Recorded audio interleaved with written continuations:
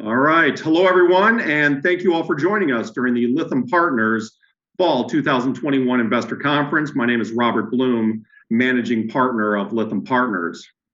Up next, we have a panel presentation, which we hope you'll find insightful, covering recent agricultural trends. We have a diverse panel of participants that can each provide their own unique perspective on the topics that have become rather timely of late within agricultural commodity prices rising, logistical challenges facing the industry in the face of the pandemic, trends within the industry towards greenhouse gas emission reductions and general overall sustainability, and the general impact that food insecurity can have across the globe. I'll go around the room and have everyone introduce themselves shortly, but before I do that, for those not familiar, Lytham Partners is one of the country's leading investor relations firms.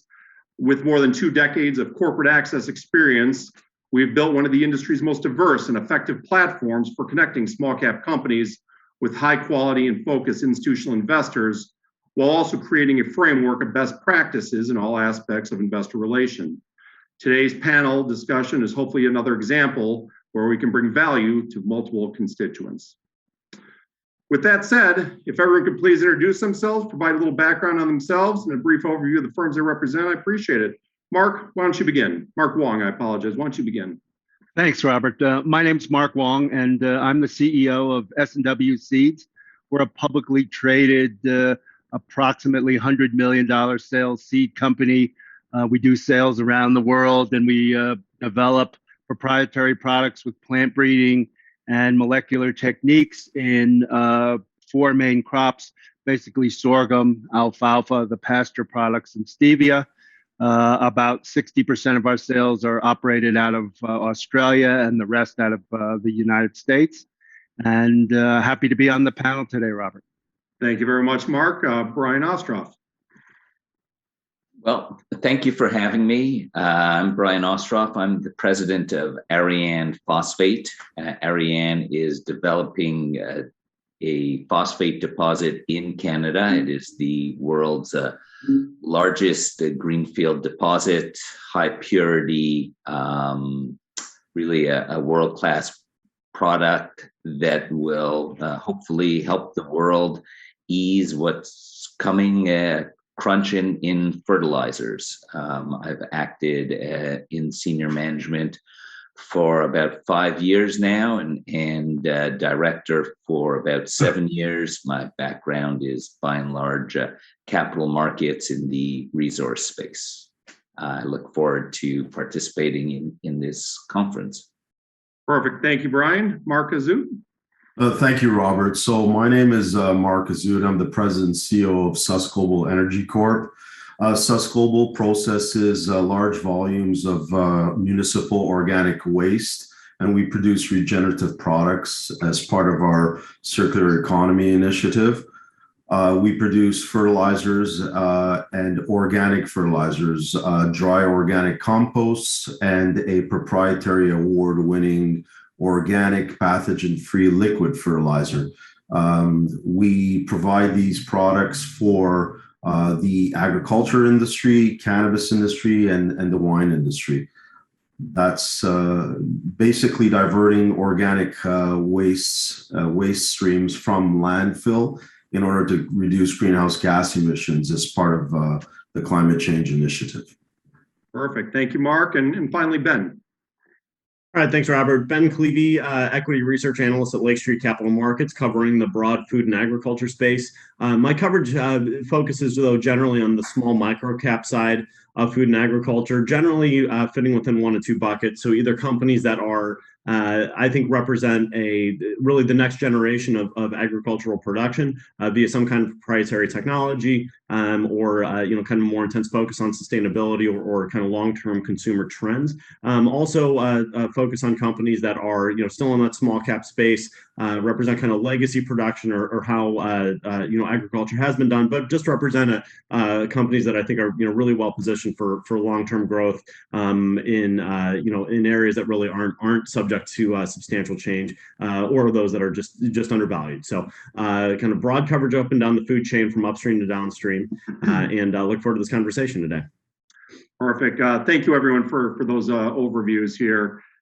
Let's begin here. The first item I want to cover is agricultural commodity prices. Over the last 12 months, agricultural commodity prices have surged, really. Corn, soybeans, wheat, upwards of more than 100% in many cases.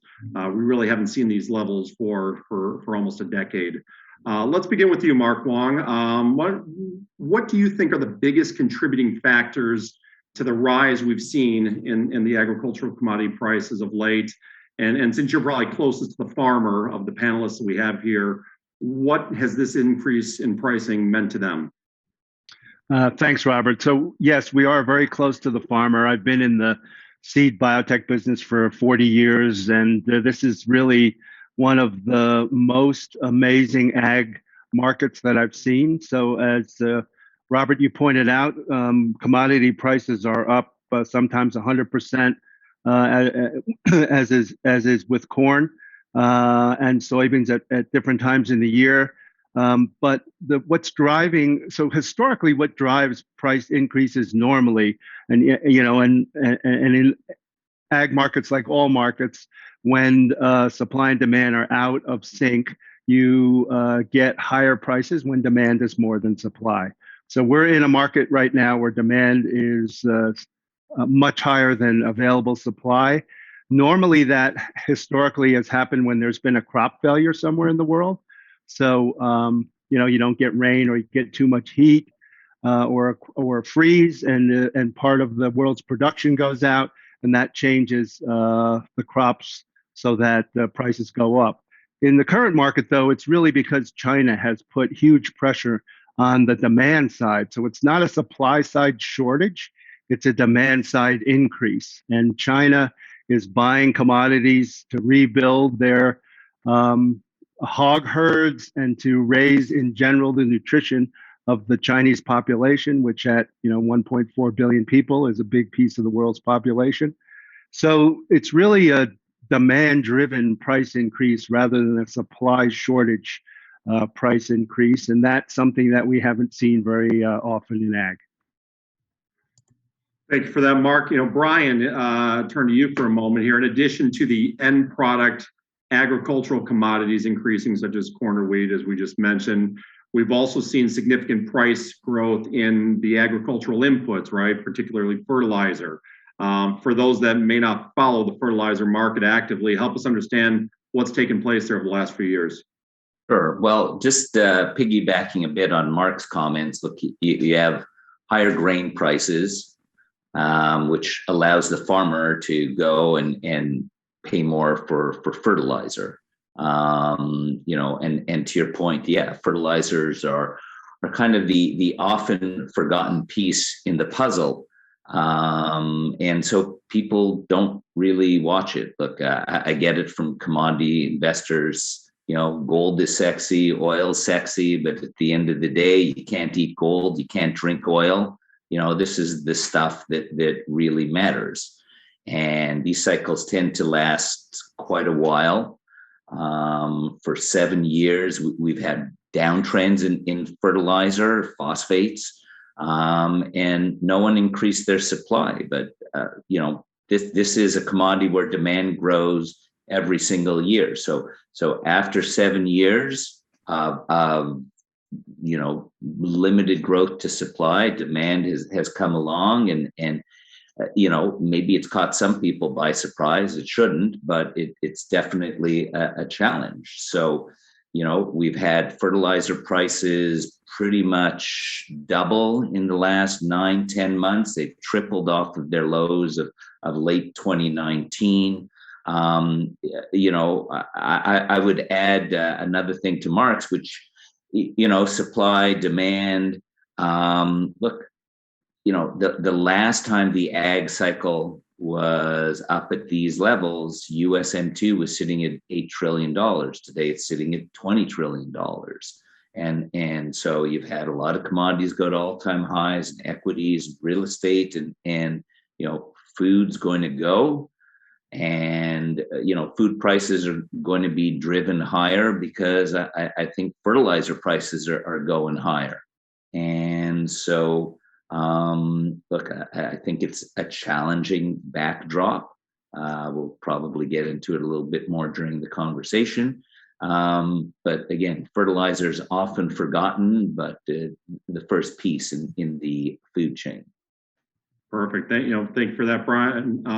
Marc, Hazout, the rising costs of agricultural inputs, particularly fertilizers we're talking about, it must provide you with a unique opportunity, I suppose, to leverage your organic-based business. What has price appreciation in commodities and these inputs meant for your business here recently?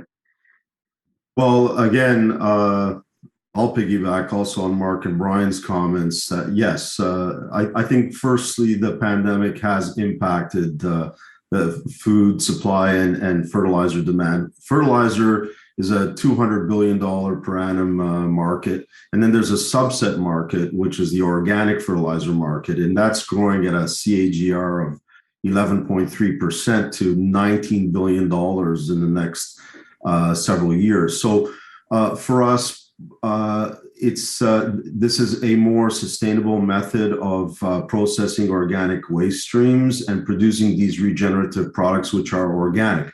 And then you have new commodities that are driving, the organic fertilizer marketplace because of demand for organic products.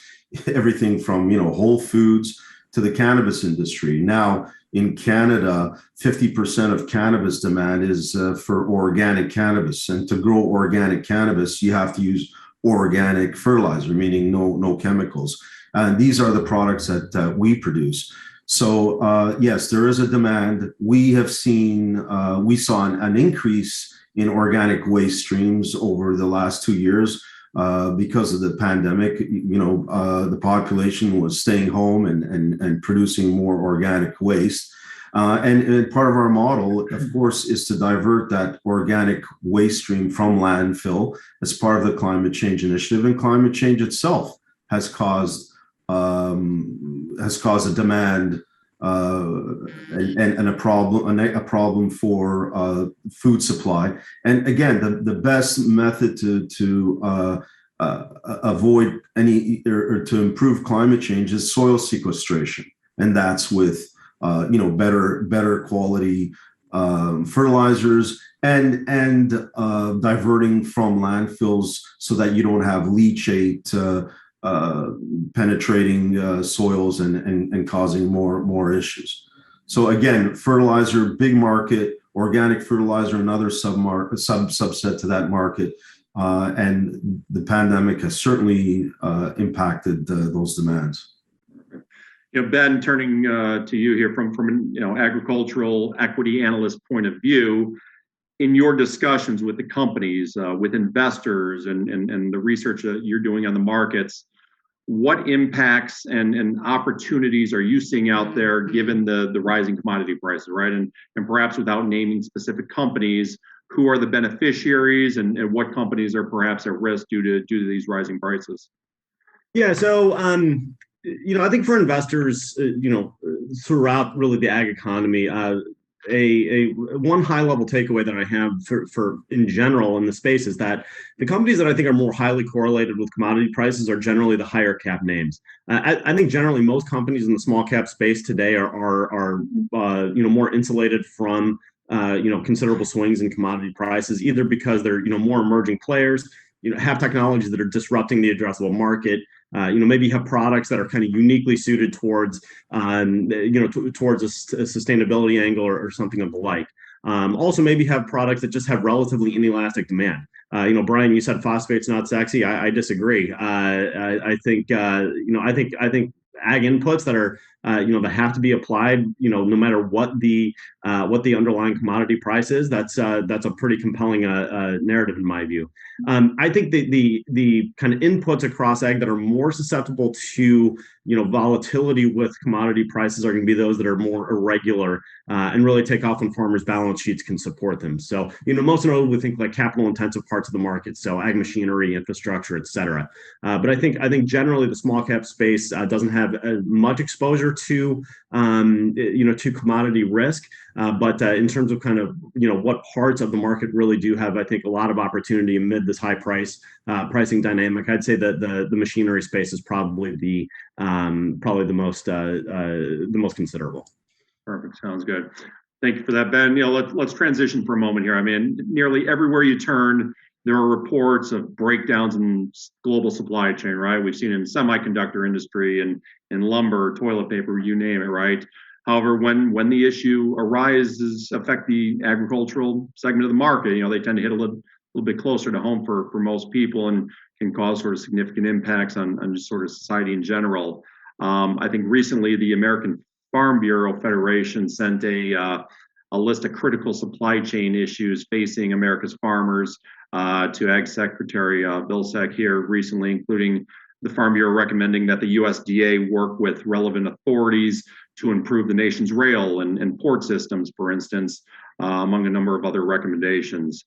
Marc, Wong, I know this has affected your business here. Talk about the biggest logistical issues facing the industry from your standpoint and what opportunities are out there to perhaps ease them.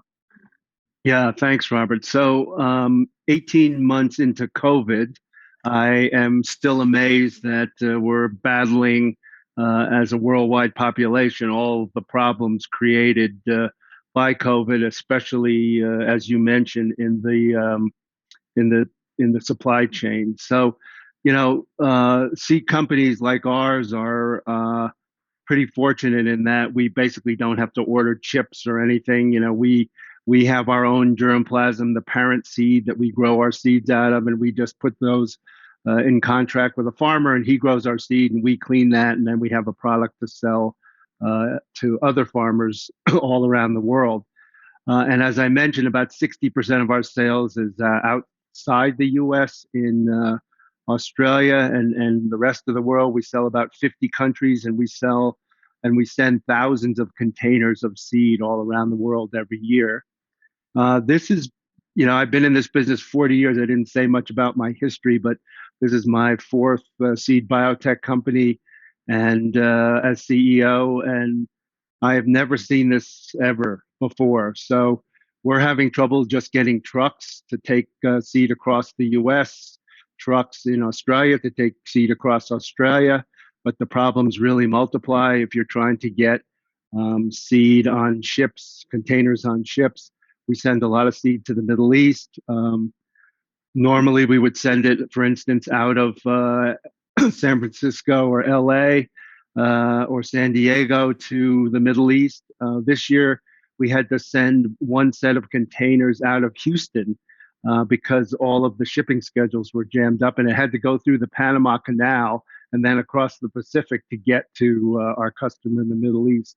So just incredibly dysfunctional system. You book a ship and then they'll call you and say, well, your ship was supposed to sail on Tuesday, but now it's not going to. Would you like to make other arrangements? And your container's already on the ship. So, it's just unbelievably difficult. In terms of constructive things, obviously you have to pay a lot more attention to every detail of a shipping sort of schedule and the paperwork that's required. But all of the ag suppliers that I know are trying to move product so that it's closer to their farmer customers. So all of us are spending the money to open new warehouse facilities near big acre farmers so that would be in the Midwest or in Eastern Australia, so that we can move the seed from where our production facilities, which are usually in the West, in the U.S. and in the middle of Australia, we can move our seed to where the farmers are. So it's really hard to be very creative, though, and other than moving stuff closer to the farmer, it's hard to find solutions. But of course, that adds cost, and a lot of seed companies this year have had huge increases, like all other industries, in how much companies charge per container to get it a certain distance. And freight costs are really sometimes 5x of what they were in a more normal market a couple of years ago. So we're predicting that this is going to continue through the rest of 2022 calendar year, and we're just hoping that more people get vaccinated and that we don't see so many variants come to attack different nations around the world. And of course, as with most health officials, we're worried that there'll be a new variant that the vaccines are less effective on, and that would be a real problem for all the people around the world. So not a good report, sorry, Robert, on what to do about it, but it is a major problem. No, it's certainly an issue affecting everybody here nearly. So, Brian, let's look at the sort of global supply chain from maybe a slightly different angle, right? Looking at the fertilizer industry, I think it's about 85% of the global supply of phosphate, which is, again, to those not familiar, one of the three key ingredients for fertilizer, is controlled by what they call sort of the downstream integrated suppliers, right? Such as a Mosaic, for instance. So of that remaining 15% of, and let's call it sort of the independent supply, about 2/3 of that comes from the Middle East and North Africa, for instance. Help the audience sort of understand the risks to the global supply chain of fertilizer through this setup and how Arianne's project perhaps fits into that equation. Well, I don't want to sound alarmist, so I'll just sound the alarm. Look, to your point, Robert, the world is dependent on MENA, Middle East, North Africa, when it comes to phosphate fertilizers. North America, South America, Western Europe, big areas of Asia, we're all in deficit. And as I had said earlier, that demand grows every single year. So we're all short, getting shorter. Where does that come from? It comes from the Middle East and North Africa. So today, Morocco is the world's largest. They're a huge player, but it's a really good address, but in a questionable neighborhood. One need only look at Tunisia and Arab Spring. They were the world's second largest producer of phosphates for the export market. And 6 months ago, they had to borrow money from the Islamic Development Bank to buy phosphates because of Arab Spring, that it's just hasn't come back from. So, this thing's a tinderbox. I had mentioned Arab Spring that was caused by food insecurity. We're seeing that again. We recently saw it in Cuba. I mean, the prices are marching, and as Marc had said, whether it's demand or supply challenges, that is going up, but you need the fertilizer. And so just to add some, breaking news, if you will, last week, just if you want to talk about supply, China, who is a decent sized exporter of phosphate fertilizers, the government has ordered their state-owned enterprises. There's no selling, there's no exporting of phosphate fertilizers. So, India today is the world's largest importer, and they would get some from China and Vietnam and Bangladesh. And so you want to talk security of supply? I mean, this is a big deal. And so, Marc, to your point earlier, you had said about how, demand is growing. And so you've got a population of 1.4 billion people, and their demand is growing, and phosphate is also used in animal feeds. And so it's a real challenge. So just even looking at it from a North American perspective, Mosaic doesn't have enough. They don't have enough. We are all reliant on importers. You know what? I remember I was very young at the time, but North America relied on, the Middle East for energy. And in the 70s, we had a big problem. And so we can have the best cornfields in Nebraska and Iowa, but we've got a real kind of scary supply situation. So, what's that mean? And Arianne, so Arianne's in the province of Quebec. It is the world's largest greenfield deposit. It is, certainly part of an answer. We are fully permitted. We make a very pure phosphate concentrate. It is very ESG friendly. And this is something that matters. Look, at the end of the day, you need this stuff. So, Ben, to our point back and forth about whether it's sexy or not, sexy yes, sexy no, really doesn't matter. We need it. Like, you will literally die without it. And so, it's key. It's key. All right, thank you for that, Brian. Let's, given sort of the limited time we have here, I want to shift topics slightly and talk about sort of sustainability and the risks and opportunities to the agricultural industry to reduce greenhouse gas emissions. I think everywhere we turn, the discussion is becoming more prevalent here. Marc, Hazout here, your business, as you've mentioned, is based on the circular economy, leveraging recyclable organic waste to bring organic fertilizers to the market.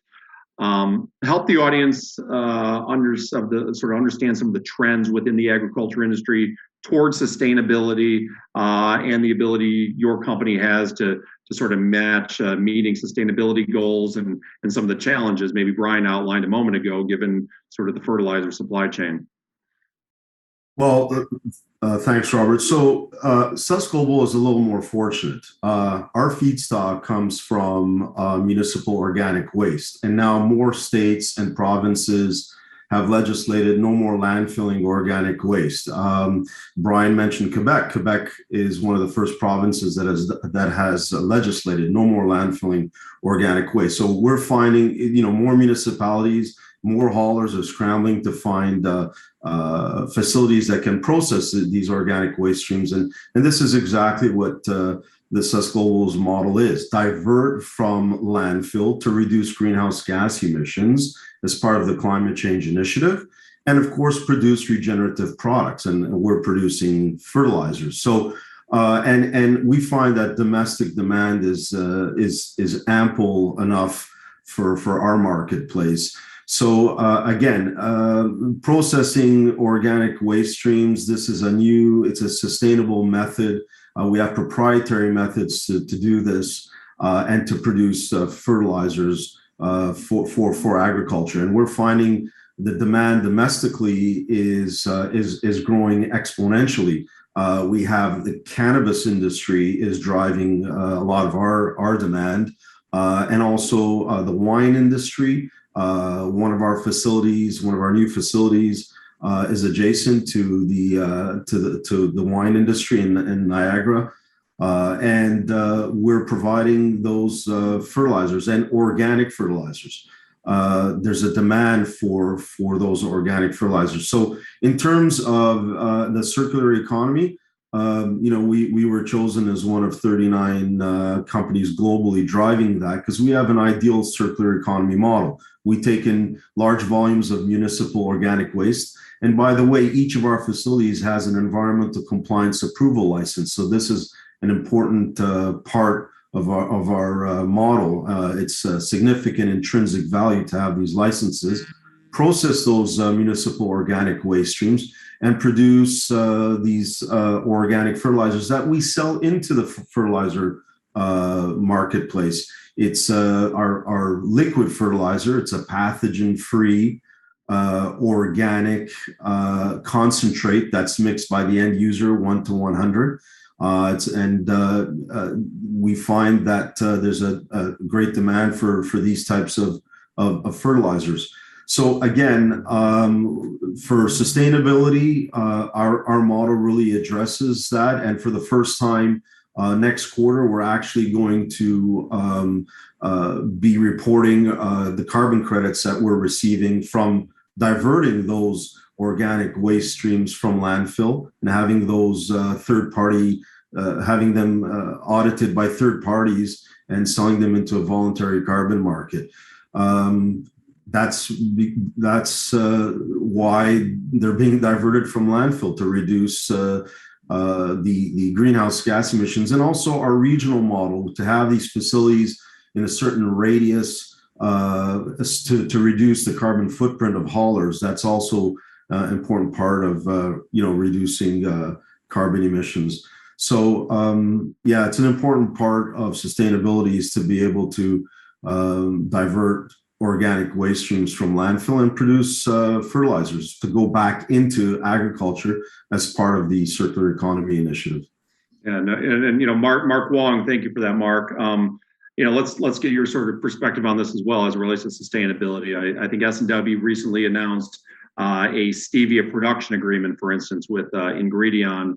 The agreement helps to address sort of two critical issues. One is the ability to eliminate potential supply chain issues by growing the plant in the U.S., right, where currently most stevia is grown in Asia. But it also addresses a key sustainability opportunity to allow the stevia to function as a green cover crop, for instance, helping to sequester carbon there. So talk about the opportunities you're seeing out there to sort of marry business opportunities with sustainability objectives by customers.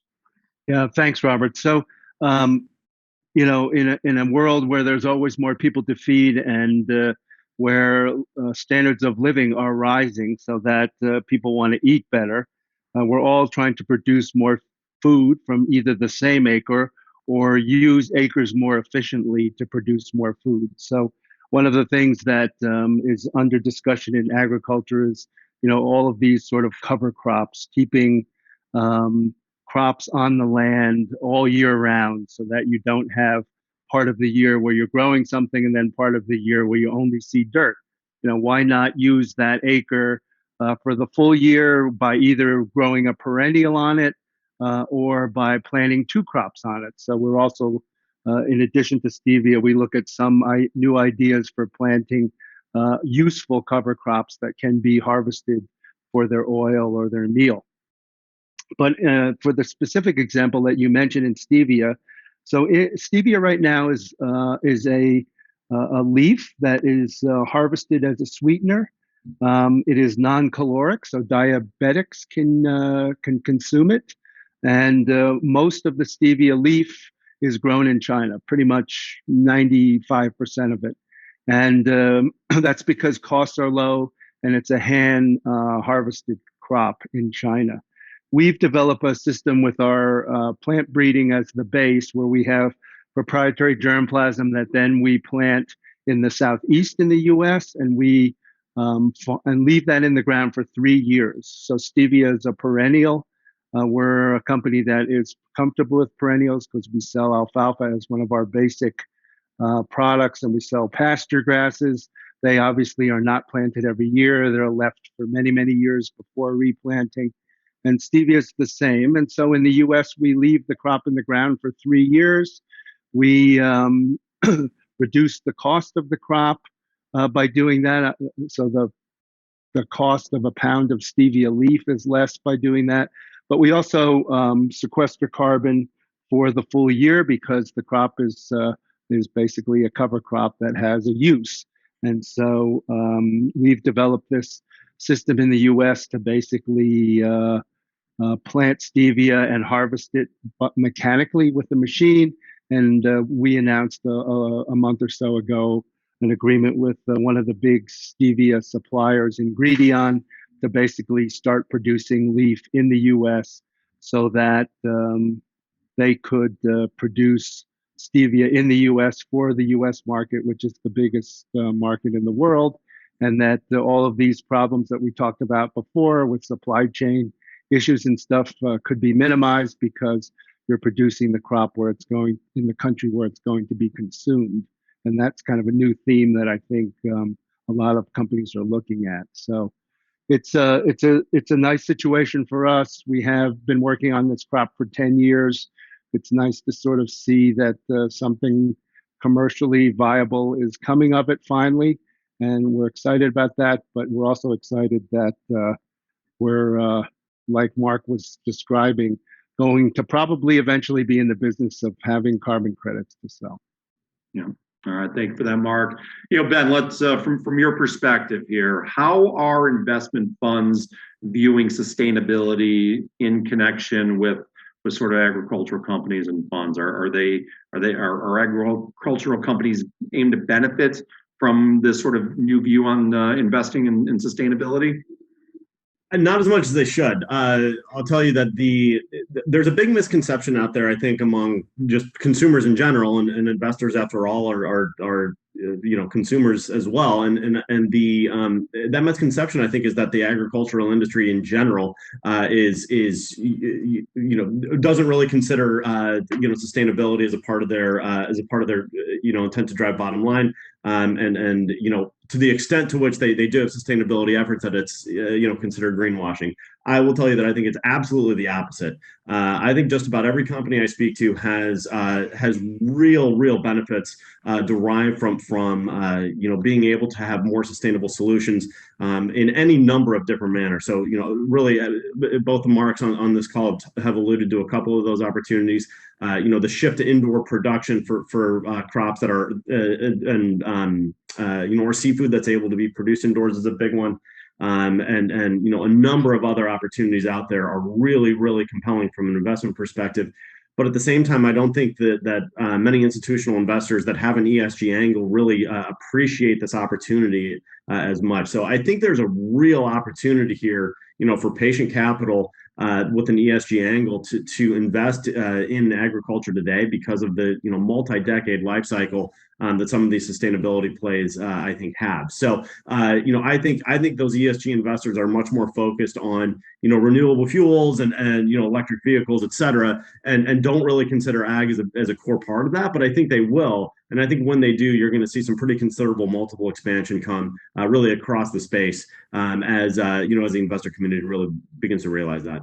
All right, thank you for that. And guys, I know we only have a couple of minutes here, so with the brief amount of time I have remaining, let's just sort of have a general wrap-up thought on food security, right? On a global basis, the UN's reporting pricing up, 33%, I think in August from a year earlier, with vegetable oils and grains, and I think meats are leading the way right now. And as most people believe, it's likely not to get any better here, with weather patterns, fertilizer pricing, as we've talked about, shipping bottlenecks, as Marc mentioned here just a moment ago.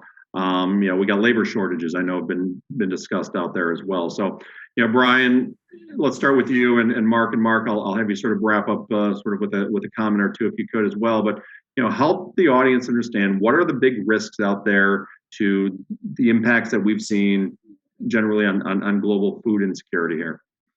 So, interestingly, when I speak with investors and, I kind of paint this picture around phosphates and, we have a problem, I'm often asked, is there a substitute for phosphate? And my answer is, yeah, of course there is. It's starvation. I'm a big believer in kind of putting first things first. And look, to feed the world, we're going to have to continue to drive advancements in agri-tech, whether it's better seeds, mapping of the fields, everything. But if you don't have fertilizer to plant those better seeds, you're going to have an issue. And so you talk about food prices going up. Look, you just have to walk into the supermarket and you see what's going on. And here in the West, instead of 10% of our food being, or of our annual income going to food, it's 20%. It's unfortunate, but it is. There's a lot of places in the world where it was 75% and it's gone to 125%. What do you think caused Arab Spring? A love of democracy? No. Food insecurity. You can't rule over hungry people, and we're seeing it again in Cuba.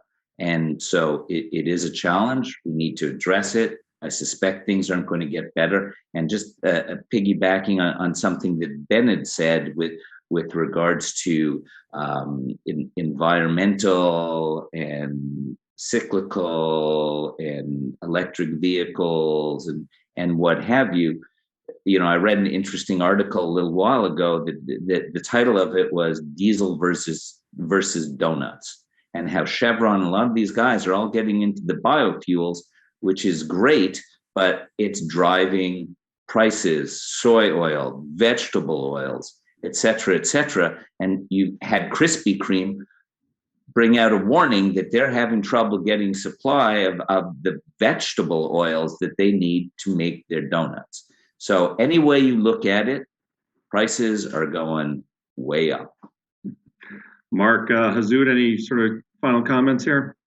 Well, I think we're all of us here are very fortunate that we're involved in industries that over the next decade there's going to be a demand for the technologies and the products that we're producing. There's no doubt the world population is driving food demand, and the pandemic as well. And the populations are growing. More food, more fertilizer. There's no doubt that we're going to be seeing the marketplace for fertilizers just grow over the next few years, and we have to be ready to be able to fill that supply. That's what we all have to focus on. Marc, Wong, any final comments? Yeah, sure. So I would encourage all of the listeners on this panel to go to the UN website and start to read about the UN Sustainable Development Goals, or SDGs. There are 14 of them, and the second one is zero hunger. And there are a lot of hints and ideas from the UN just about how to kind of answer this problem, since there's almost 700 million people currently around the world that are hungry.